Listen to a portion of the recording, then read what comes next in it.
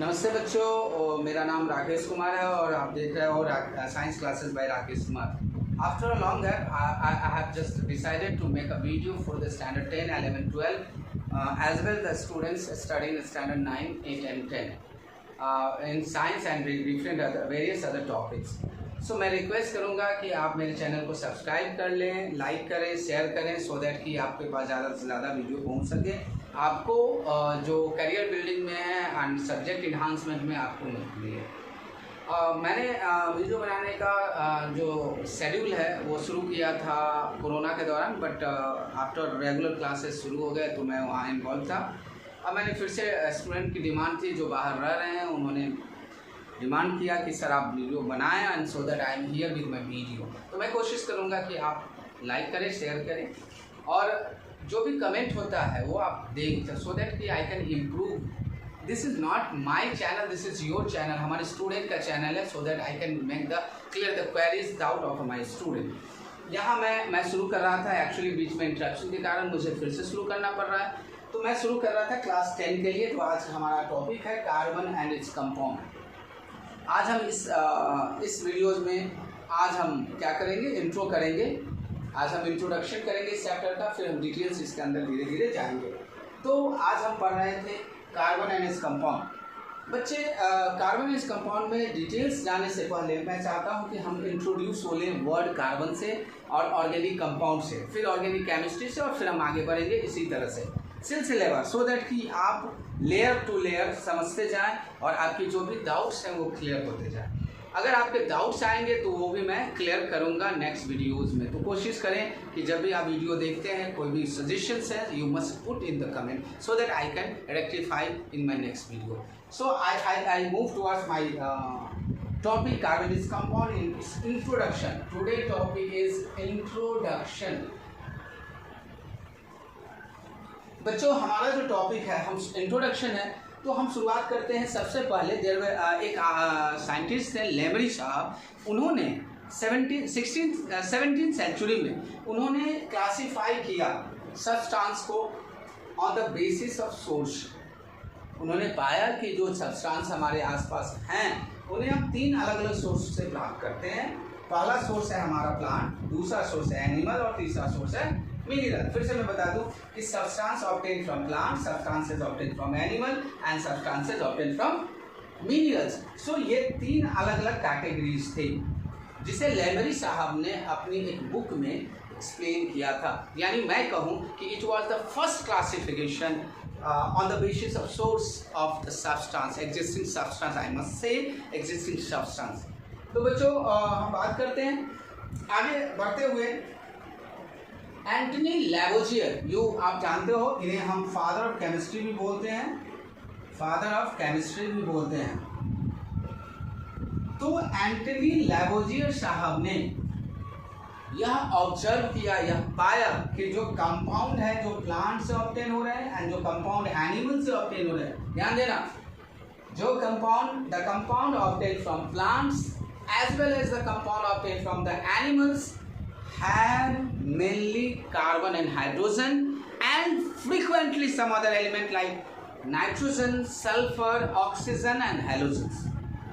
फिर से मैं बताना चाहूँगा कि एंटनी लैवोजियर, जिन्हें हम फादर ऑफ केमिस्ट्री भी बोलते हैं, उन्होंने ऐसा पाया लेमरी क्लासिफिकेशन के बाद, उन्होंने पाया कि जो लेमरी साहब ने कहा था कि कंपाउंड ऑब्टेन फ्रॉम प्लांट और कंपाउंड ऑब्टेन फ्रॉम एनिमल्स, तो इन दोनों में ध्यान देना कॉमन जो एलिमेंट है वह है carbon and hydrogen and frequently some other element,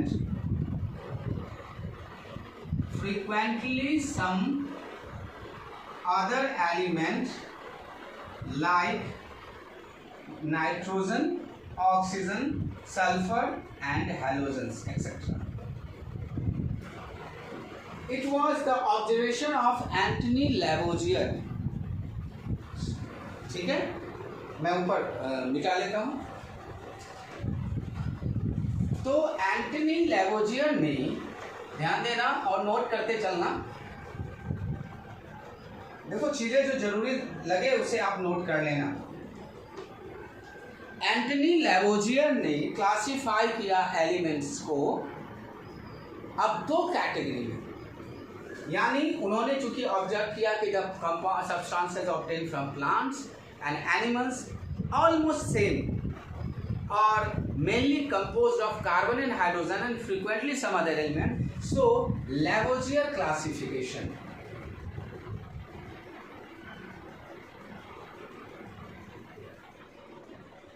उन्होंने क्लासिफाई किया कि ऑर्गेनिक कंपाउंड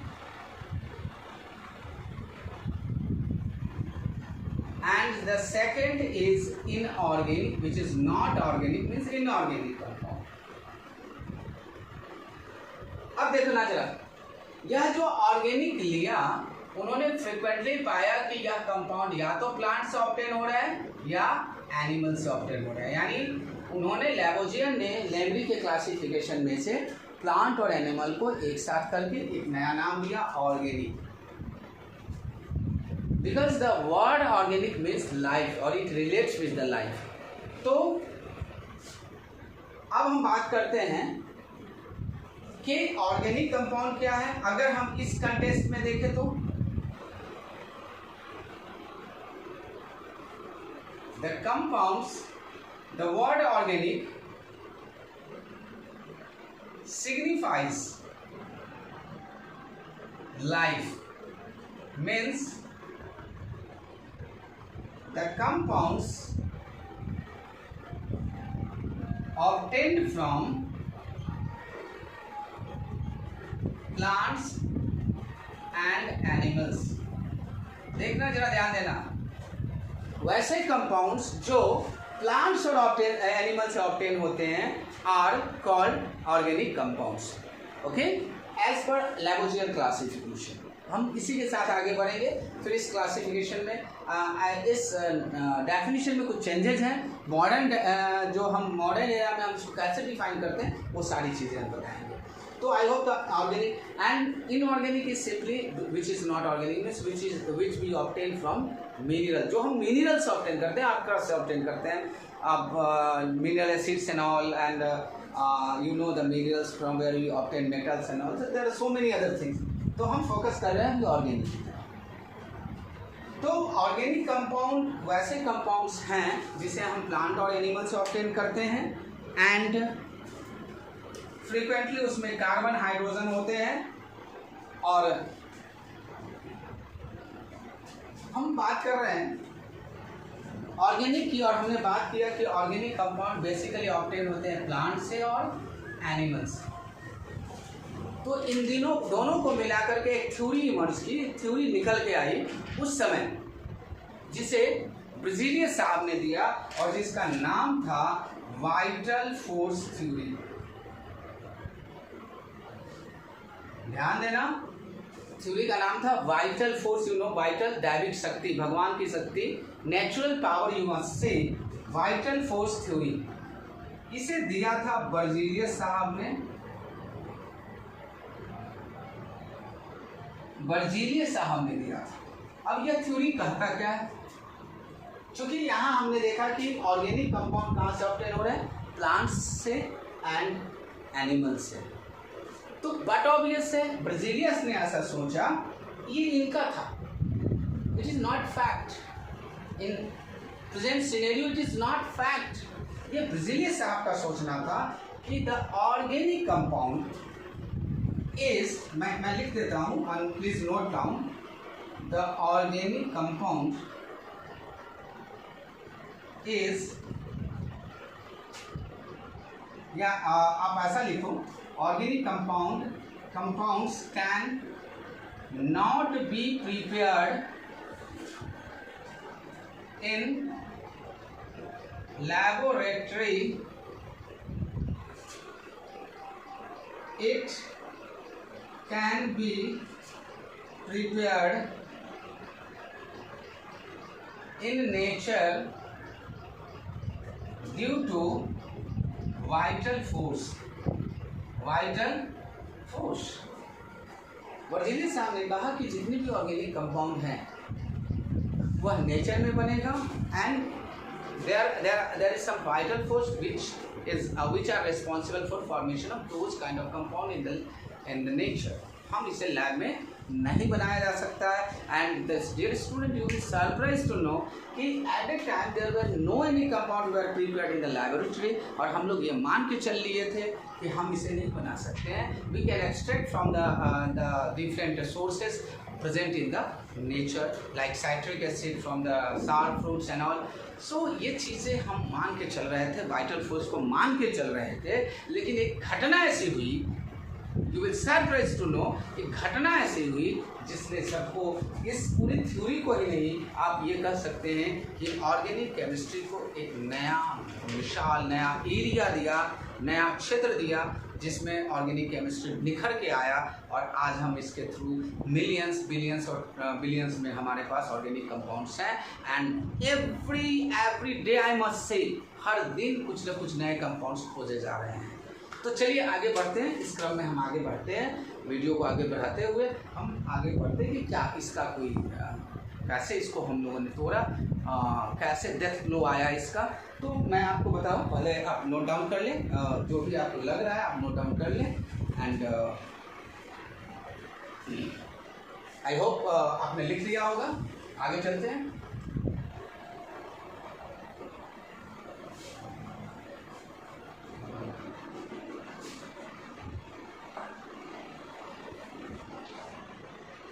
देखो, इनका एक स्टूडेंट था ब्रिजिलियस साहब का, जिनका नाम था ओवलर।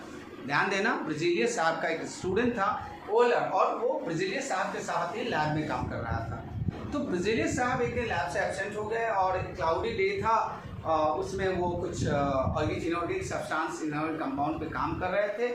उनके इफेक्ट ऑफ सनलाइट उस पर उनकी स्टडी की जा रही थी। तो it was a cloudy day, that's why Berzelius साहब ने अपने स्टूडेंट बोला कि ओके वो आप लैब जाओ, मैं आता हूँ। तब तक इन्होंने क्या किया, ब्रिजिलियस साहब गए और उन्होंने वोहलर साहब जो ब्रिजिलियस के स्टूडेंट थे, वोहलर जो ब्रिजिलियस के स्टूडेंट थे, ध्यान रखना, उन्होंने क्या किया, एक इनऑर्गेनिक कंपाउंड लिया जिसका नाम है ammonium cyanate, that is the formula is NH4CnO।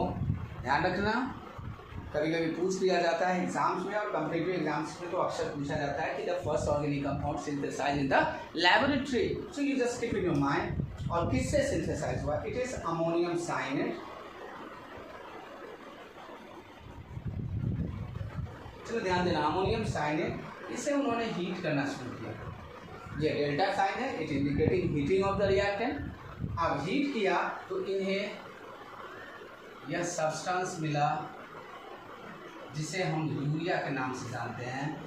And you will surprise to know this was the first organic compound which was prepared in the laboratory with the help of an inorganic compound that is ammonium साइनेट।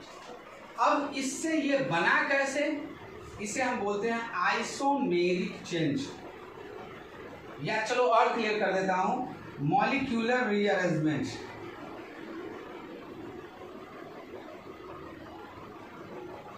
Molecular rearrangement क्या हुआ कि जैसे मान लो कि तुम classes में बैठते हो, कभी ABC कभी एक साथ बैठ गया, कभी A क्या हुआ C A और B के बीच में आ गया, तो यह एक रीअरेंजमेंट होता है। यहाँ भी मॉलिक्यूलर रीअरेंज करके मॉलिक्यूल ने, इनऑर्गेनिक कंपाउंड्स ने हमें फर्स्ट ऑर्गेनिक कंपाउंड दिया जिसे हम लैब में प्रिपेयर कर सकते हैं। इसे आप नोट डाउन करो, जल्दी नोट डाउन करो।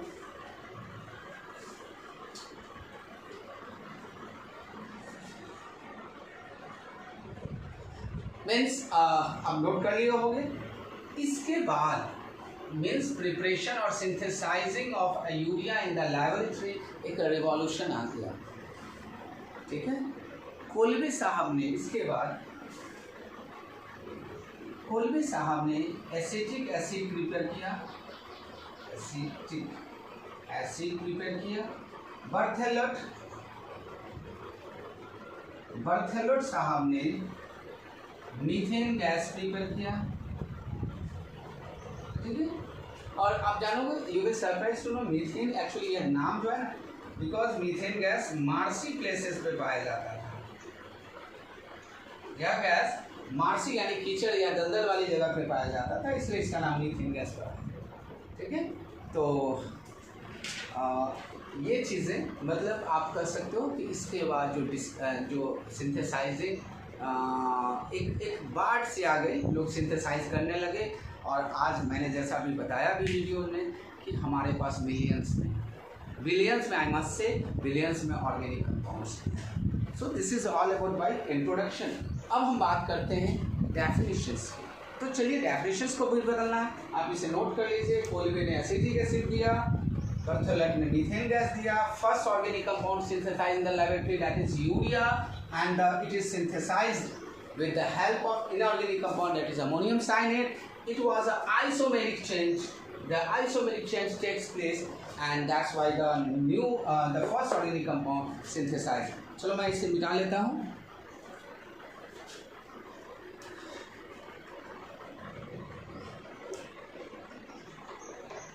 ओके, अब आते हैं modern definition of organic compound.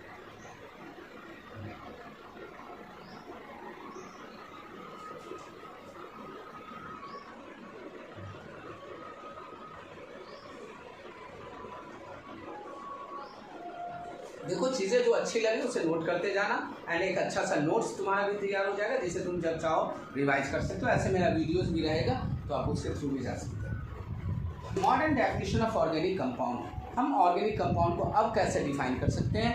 क्या हम डेफिनेशन लिखेंगे अगर किसी कहीं हमें लिखना है या हमें बोलना है तो आप लिख सकते हैं कि organic compounds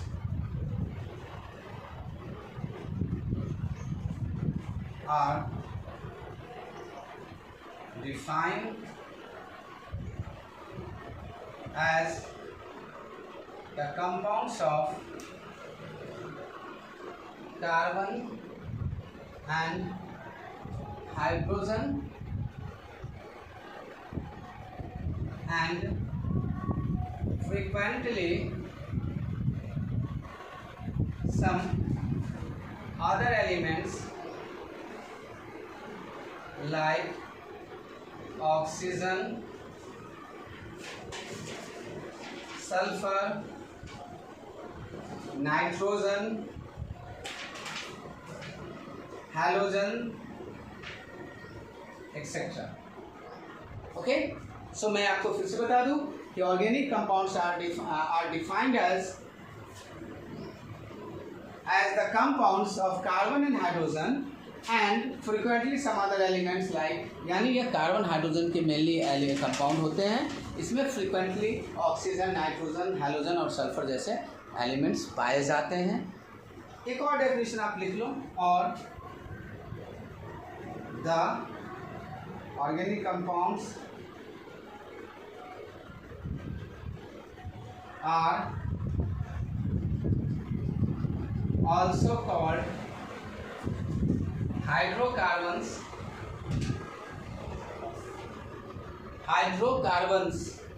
and their derivatives।